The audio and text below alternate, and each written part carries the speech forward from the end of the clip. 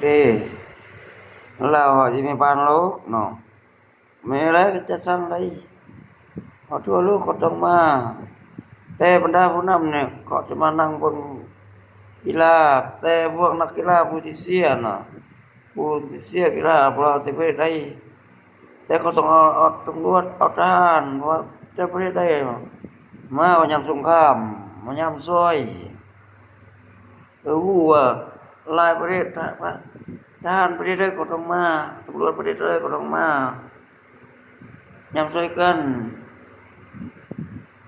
โอ้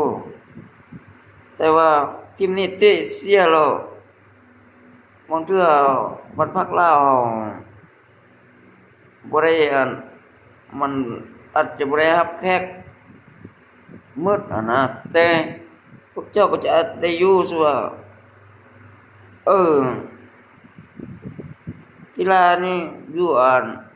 พักอยู่โรงพยาบาลเด้อกีฬานี่พักอยู่สวรรณเขตเด้อจุนี่พักอยู่พักเซเด้อนะบ่นั้นย่นเอาลงง่ายนะซั่ว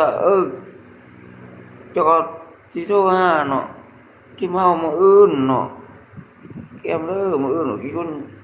ขึ้นมาลงเดิน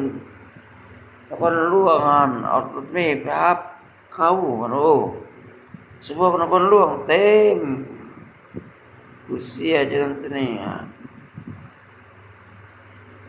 เรื่องของยนต์ส่วนตัวบ่แม่นส่วนตัวยนต์น้อยยนต์แต่รับใช้แต่พวกนักกีฬากันคือ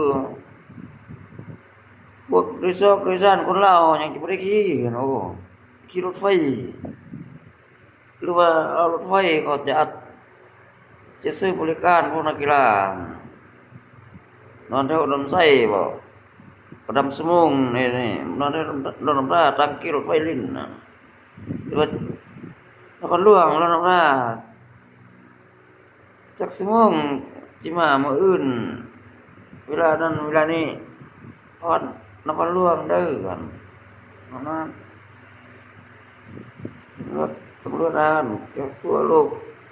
มาช่วยกันยามจะร้องว่าบ่ปลอดภัย